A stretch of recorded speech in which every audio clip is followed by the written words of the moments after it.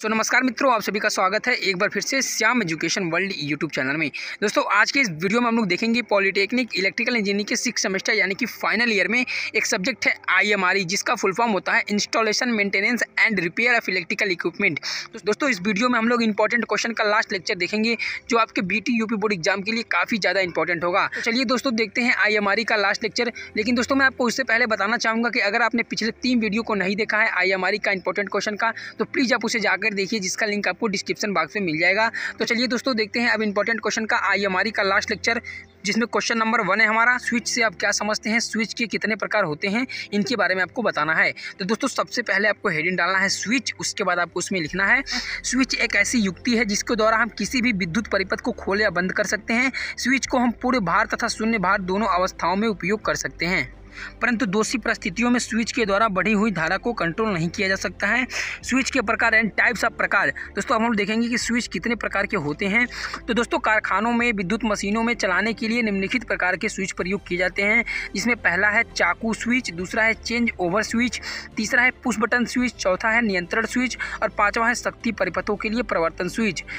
तो इतने प्रकार के स्विच आपके होते हैं, ये चीज़ें आपको याद रखनी है। उसके बाद नेक्स्ट क्वेश्चन जो हमारा है वो है दोस्तों, स्ट्रीमलाइन फिल्टर विधि से आप क्या समझते हैं, इसके बारे में बताइए। तो दोस्तों, सबसे पहले इसमें आपको हेडिंग डालना है स्ट्रीमलाइन फिल्टर मेथड। उसके बाद आपको उसमें लिखना है यह ट्रांसफार्मर तेल की प्रवैद्युत क्षमता निर्धारित मान से कम है या नमी या दूसरी अशुद्धियों की उपस्थिति की आशंका हो तो तेल को फिल्टर यंत्र में छानना पड़ता है।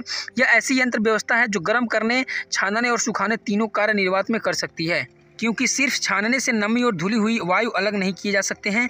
तेल का ठंडा उपचार यंत्र के द्वारा करने से कीचड़ हटाने में सहायता मिलती है। स्ट्रीमलाइन फिल्टर प्लांट के 3 मुख्य भाग होते हैं, जिसमें पहला है फिल्टर कक्ष, दूसरा है हीटर कक्ष, तीसरा है निर्वात रिसीवर कक्ष। इसमें आपको वर्किंग प्रिंसिपल लिखना है, वर्किंग प्रिंसिपल यानी कि कार्यविधि। कार्यविधि में आपको क्या लिखना है, इसमें आपको लिखना है इस विधि में छानने की प्रक्रिया में सर्वप्रथम तेल हीटर कक्ष में प्रवेश करता है, जहाँ इसे तेल में डुबाने वाले इमर्शन हीटर से गर्म करते हैं। इसके बाद इसे फिल्टर कक्ष से अवलंबित अशुद्धियों को हटाने के लिए गुजारते हैं और अंत में निर्वात कक्ष में चला जाता है, जहां नमी को श्रेणी क्रम में लगे हुए ट्रे के द्वारा हटाया जाता है। संपूर्ण तेल को यंत्र के अंदर कई बार प्रभावित करते हैं जब तक संतोषजनक परिणाम प्राप्त न हो जाए। नेक्स्ट क्वेश्चन जो हमारा है वो है वायरिंग के चालकों के बीच विद्युत रोधन प्रतिरोध के परीक्षण के लिए किन किन बातों का ध्यान रखना चाहिए, इसके बारे में आपको इसमें बताना है। तो दोस्तों, सबसे पहले आपको वायरिंग का फिगर बनाना है। फिगर मैंने बिल्कुल ईजी तरीके से बनाने की कोशिश किया हूँ। तो दोस्तों, सबसे पहले आपको इसमें फिगर बनाना है। फिगर आप देख सकते हैं, मैंने कॉपी को थोड़ा पट करके बनाया हूँ फिगर, क्योंकि दोस्तों थोड़ा लंबा फिगर है, लेकिन दोस्तों बिल्कुल इजी फिगर है। आप देख सकते हैं, मैंने बिल्कुल इजी तरीके से फिगर बनाने की कोशिश किया हूँ वायरिंग का। आप कुछ इस तरह से फिगर बनाइए। उसके बाद फिगर बनाने के बाद आपको इसमें लिखना है इस परीक्षण के लिए आवश्यक परिपथ आरेख दिया गया है। इसे प्रारंभ करने से पूर्व निम्न बातों का पालन करना चाहिए, जिसमें पहला है मुख्य स्विच ऑफ होना चाहिए और इसमें से किटकैट निकाल लेना चाहिए। दूसरा है डिस्ट्रीब्यूशन बोर्ड के सभी किटकैट फ्यूज तार सहित लगे होने चाहिए। तीसरा है कोई भी लैंप होल्डर में नहीं रहना चाहिए। चौथा है सभी स्विच ऑन होना चाहिए और पांचवा है प्लग सॉकेट में लगे उपकरण निकाल लेना चाहिए। तो इतना आपको लिखना है। इतना अगर आप फिगर बनाकर इतना अगर आप समझा देंगे तो काफ़ी बेहतर नंबर गेन कर पाएंगे अपने सेमेस्टर एग्जामिनेशन में।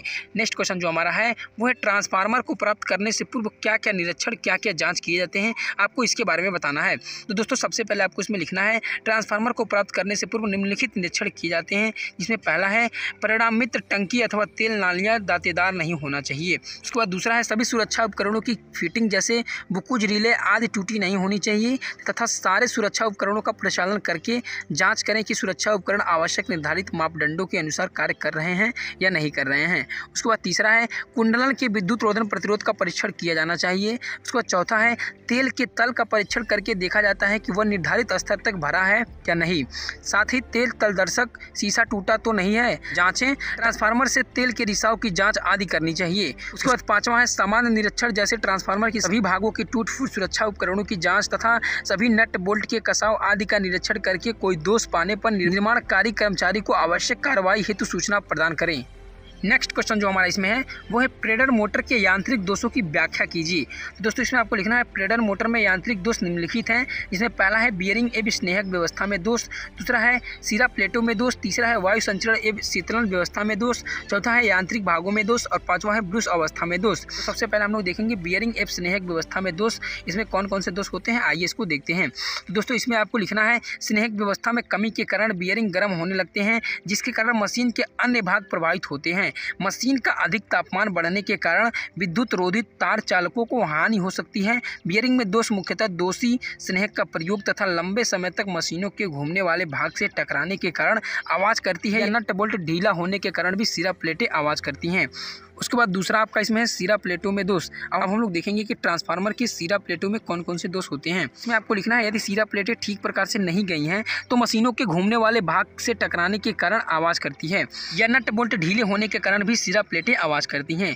उसके बाद तीसरा आपका इसमें है वायु संचरण एवं शीतलन व्यवस्था में दोष। इसमें आपको लिखना है मशीन को ठंडा रखने के लिए वायु संचरण शीतलन की व्यवस्था की जाती है, परंतु व्यवस्था में दोष होने के कारण मशीन शीघ्र गर्म हो जाती है, जिससे मशीन की दक्षता घट जाती है तथा अधिक समय तक गर्म अवस्था में चलने के कारण मशीन के कुंडलों तथा अन्य भागों को विद्युत रोधी सामर्थ्य घट जाती है। उसके बाद चौथा आपका इसमें है वो है यांत्रिक भागों में दोष।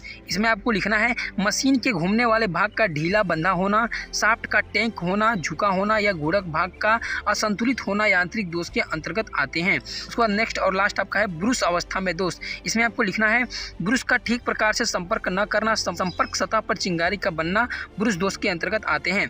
तो दोस्तों अगर आप इतना क्वेश्चन को तैयार कर लेते हैं IMRE में lecture number 1, lecture number 2, lecture number 3 और ये आज का लास्ट वीडियो लेक्चर नंबर 4 जो वेरी इंपॉर्टेंट क्वेश्चन है आपके VT UP बोर्ड एग्जाम के लिए, तो दोस्तों आप काफ़ी बेहतर नंबर गेन कर पाएंगे अपने सेमेस्टर एग्जामिनेशन में। तो दोस्तों उम्मीद करते हैं कि वीडियो आपको यूजफुल लगा हो, तो please like and subscribe this channel. Thanks for watching video. मिलते हैं एक न्यू वीडियो के साथ, तब तक के लिए जय हिंद, वंदे मातरम।